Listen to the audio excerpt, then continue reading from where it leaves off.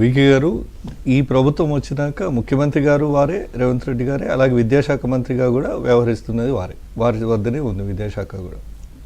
ఉన్నత విద్య తెలంగాణ ఏర్పాటైన తర్వాత 10 ఏళ్ళు ఉన్నత హైయర్ ఎడ్యుకేషన్ అనేది చాలా గ్రాస్గా నెగ్లిజెన్స్కి గురైంది, అంటే చాలా నిర్లక్ష్యానికి గురైంది.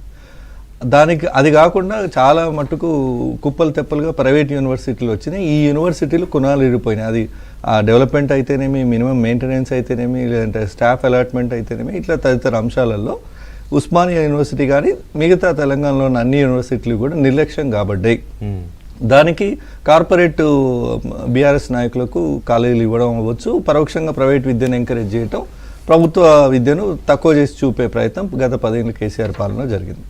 మేము అధికారంలోకి వచ్చిన తర్వాత గౌరవ ముఖ్యమంత్రి గారి నిర్ణయం ఏంటంటే 10 ఏళ్ళు నిర్లక్ష్యం కాబడిన ఈ విద్యా వ్యవస్థ, తెలంగాణ ఏర్పాటు కోసం ఊపిరి ఊదినటువంటి ఉస్మానియా, కాకతీయ, మిగతా యూనివర్సిటీలు ఏవైతేనే వాటిని స్ట్రెంథెన్ చేయాలి, వాటిని బలోపేతం చేయాలి, అన్ని విధాలుగా పుష్కలమైన నిధులు ఇస్తూ అనేది వారి సంకల్పం. అందులో భాగంగానే గతంలో ఆగస్టులో పోయినటువంటి ట్రిప్ ఏదైతుందో కొన్ని శంకుస్థాపన కార్యక్రమాలు అవి ఉంటే, ఇప్పుడు ఆ రోజు అన్నారు మేము చాలా బ్రహ్మాండమైన దీంతో వస్తాను నేను. యూనివర్సిటీ అధికారులను కూడా ఆదేశించారు, విద్యాశాఖను కూడా ఆదేశించారు, అద్భుతమైన ప్రణాళికలు సిద్ధం చేయండి. నేను పేద పిల్లలు బర్రెలను కాసుకో, గొర్రెలను కాసుకో, ఇంకో చేపలు పట్టుకోమని చెప్పను. పేద పిల్లలకు చదువు మాత్రం నేను ఇవ్వగలుగుతాను. ఎందుకంటే ఖజానా లూటీ అయిపోయింది గత 10 ఏళ్ళు కాబట్టి ఇప్పుడు మేము చదువుకుంటేనే భవిష్యత్తు ఉంది అని ఆ రోజే చెప్పారు. మీకు గుర్తు చేస్తున్నా ఆ మాటల్ని. దాని కొనసాగింపుగానే ఈరోజు ఒక 1000 కోట్ల రూపాయలు బహుశా కేసీఆర్ గారు 10 ఏళ్లలో అన్ని యూనివర్సిటీలు కలిపితే కూడా, తెలంగాణలో ఉన్న అన్ని యూనివర్సిటీలు కలిపితే కూడా ఇలా సగం ఇష్యూ చేసి ఉన్నాడు కేసీఆర్ గారు. అట్లాంటి ఒక 1000 కోట్ల రూపాయలు కేటాయించి ఈరోజు సగర్వంగా ఉస్మానియా యూనివర్సిటీ గడ్డ మీద అడుగుపెట్టినారు. నేను మీరు అన్నదాన్ని కొనసాగింపు చెప్తున్నా. 1965లో ఇందిరాగాంధీ గారు ఒకసారి ఉస్మానియా యూనివర్సిటీ ఆర్ట్స్ కాలేజ్ ముందు వచ్చారు. ఇది తెలంగాణ ఏర్పాటు కాదు, ఉమ్మడి రాష్ట్రం మొత్తంలో చెప్తున్నా, ఉస్మానియా యూనివర్సిటీ మెట్ల ముందు నిలబడి సగర్వంగా ఈ యూనివర్సిటీ అభివృద్ధి కోసం నాకు ఈ ప్రణాళికలకు ఇంత నిధులు ఇస్తున్నా అని చెప్పిన ముఖ్యమంత్రి ఎవరు లేరు. You name who ever the CM maybe లేరు. ముఖ్యమంత్రి రేవంత్ రెడ్డి గారు మాత్రమే ఈరోజు ఆర్ట్స్ కాలేజ్ వేదికగా ఆర్ట్స్ కాలేజ్ ముందు నిలబడి సగర్వంగా ఒక 1000 కోట్లు ఉస్మానియా యూనివర్సిటీకి స్థలం నుంచి. ఎస్, అంటే వాళ్ళకు కూడా ఫెరోషియస్నెస్ లో ఆ సిమిలారిటీస్ ఉంటాయి న్యాచురల్లీ, అంటే పోల్చి చూస్తున్నారు. నేనేమంటున్నా, ఒక ముఖ్యమంత్రి తెలంగాణ వచ్చిన 10 ఏళ్ళు తెలంగాణ ఉద్యమానికి ఊపిరిన గడ్డ మీదకి పోవడానికి కేసీఆర్ గారు ఎందుకు భయపడ్డారు, ఎందుకు వెనకంజ వేశారు, ఎందుకు జంకారు, ఎందుకు ఇష్టం లేక దానికి కూడా వస్తాయి. అక్కడ ఉన్నటువంటి విద్యార్థుల నుంచి వచ్చిన రియాక్షన్, ఇది ఏమంటారు, మన పట్టాలు ప్రదానం చేసే కార్యక్రమానికి పోయారు. అది కూడా 10 నిమిషాలు ఉండి స్పీచ్ ఇవ్వకుండానే వెనుదిరిగినటువంటి పరిస్థితి మీకు గుర్తు చేస్తున్నా. ఆ రోజుల నుంచి సగర్వంగా ఉస్మానియా గడ్డ మీదకి పోయిన ముఖ్యమంత్రిగా వీరు చరిత్రలో ఉంటారు. ఇది ఒకటి. రెండోది, షో చేయడానికి మీరు ఇచ్చిపోయేది ఉండే.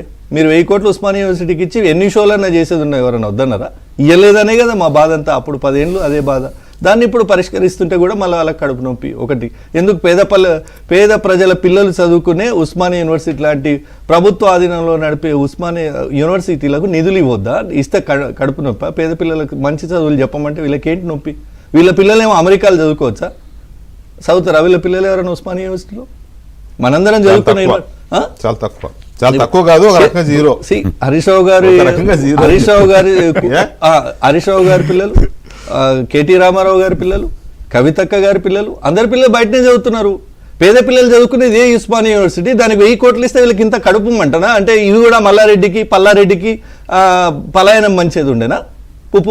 పప్పు పుట్నాలు బెల్లం పంచినట్టు, అట్లా పంచినట్టు. అదొకటి. రెండోది, నేను ఇంకోటి కూడా గుర్తు చేస్తున్నా హరీష్ రావు గారికి, కేవలం ఉస్మానియా యూనివర్సిటీ మీదనే ఫోకస్ చేస్తున్నారు, మిగతా యూనివర్సిటీ నిర్లక్ష్యం చేస్తున్నారు ఏదైతే అన్నారో. కోటి ఉమెన్స్ కాలేజ్ కి 200 కోట్లు ఇస్తా అన్నాడు, ఇయ్యలేదని కూడా ఒకటి పాయింట్. కోటి ఉమెన్స్ కాలేజ్ ని మహిళా యూనివర్సిటీ చేసి దానికి చాకలనారి వీరనారి చాకల ఐలమ్మ పేరు పెట్టింది మేమే కదా. ఇంకా ఇంకో అడుగు ముందుకేస్తే వారు చెప్తున్న తెలంగాణలో ఏ యూనివర్సిటీ అయినా పెట్టింది మేమే.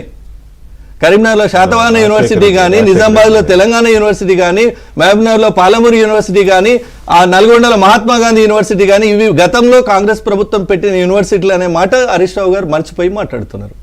పోనీ 10 ఏళ్ళు మీరు నిర్లక్ష్యం చేస్తారు. శాతవాహన యూనివర్సిటీకి ఒక ఇంజనీరింగ్ కాలేజ్ ఇచ్చినాం, అండ్ దానికి కన్సర్న్ గా చాలా కాలేజెస్ ఇస్తున్నాం, ప్రభుత్వ కాలేజీలు.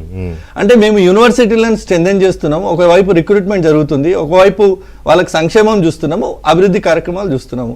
మీకు పేద పిల్లలకు 1000 కోట్ల రూపాయలు మీ చేతికి ఎన్నడూ రాలే, మీ మనసుకు రాలే పేద పిల్లల చదువులకు ఇవ్వడానికి. మేము ఇవాళ ఇస్తుంటే మీరు ఎందుకు ఈ రకమైనటువంటి గుడ్డు మీద ఈకలు వీకే ఒక వెకిలి రాజకీయాలు ఎందుకు చేస్తున్నారని నా సూటిపరిచిన. ఇంకోటి ఇవ్వకపోగా ఉస్మానియా యూనివర్సిటీ భూములను కబ్జా పెట్టాలని చూసి డబుల్ బెడ్రూమ్ పేర్లతోని. మీకు గుర్తుందా, మాణికేశ్వర జిహెచ్ఎంసీ ఎన్నికలు దగ్గరలో ఉన్నాయని మాణికేశ్వర నగర్ టైట్ అయిపోయింది, యూనివర్సిటీ భూములను డబుల్ బెడ్రూమ్లకు కేటాయిస్తామంటే అప్పుడు మేము కదా ఆందోళన చేసి ఆపింది. అంటే యూనివర్సిటీ భూములు లాక్కునే ప్రయత్నం చేసిండ్రు. ఇక మిగిలింది జనగామ మాజీ ఎమ్మెల్యే ఉంటాడు ముత్తిరెడ్డి యాదగిరి రెడ్డి గారని, ఆయన కట్టిన ప్రైవేట్ హోటల్స్ అన్ని ఉస్మానియా యూనివర్సిటీ భూములు కబ్జా పెట్టి కట్టినాయి. ఇంకా కోట్లలో ఉన్నాయి ఆ కేసులు. సో ఈ రకంగా నడుస్తూ ఉంటాయి, 1-2 కాదు సార్. నేనేమంటున్నా, బీఆర్ఎస్ పార్టీ యూనివర్సిటీలను గ్రాస్ గా నెగ్లెక్ట్ చేసింది. నా క్వశ్చన్ కూడా ఏంటి అంటే, సరే హరీష్ రావు గారు ఏమన్నారు, ఎందుకన్నారు, శ్రీధర్ రెడ్డి గారు కూడా చెప్తారు, మీరు ఇచ్చే కౌంటర్ మీరు ఇచ్చారు. కానీ ఉస్మానియా యూనివర్సిటీని ఇంత ఇదిగా గుర్తించడము లేదా ఇంత ప్రయారిటీ ఇచ్చి నిధులు 1000 కోట్లు ఒక యూనివర్సిటీకి ఇవ్వడం అంటే చిన్న విషయం కాదు.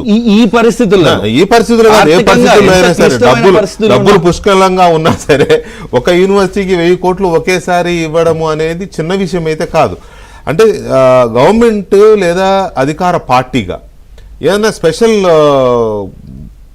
పొలిటికల్ ఫోకస్ ఏమైనా పెట్టిందా యూనివర్సిటీ మీద? డెఫినెట్ గా పొలిటికల్ ఫోకస్ కాదు. తెలంగాణ ఉద్యమం ఎప్పుడైతే కేసీఆర్ గారు పండ్ల రసం దాగినరో, పండ్ల రసం కాదు కేసీఆర్, మా రక్తం దాగని నిలబడినటువంటి యూనివర్సిటీ స్టూడెంట్స్ లేకపోతే ఉద్యమం లేదు కదా. అలాంటి యూనివర్సిటీని తెలంగాణ పేరుతో అధికారంలోకి వచ్చిన కేసీఆర్ గారు కాపాడుకునే అవసరం ఉండే, కానీ దాన్ని నిర్లక్ష్యం చేసిండ్రు. ఈ రోజు మేము నిజమైన తెలంగాణ వాదులుగా, తెలంగాణ ఇచ్చిన పార్టీగా, తెలంగాణ ఉద్యమానికి ఊపిరిలూదిన యూనివర్సిటీలకి మేము ఇంకా జీవోత్సవాలు అందిస్తున్నాం, వాళ్ళకి ఎనర్జీస్ ఇస్తున్నాం, డెవలప్మెంట్ ఫండ్స్ ఇస్తున్నాం.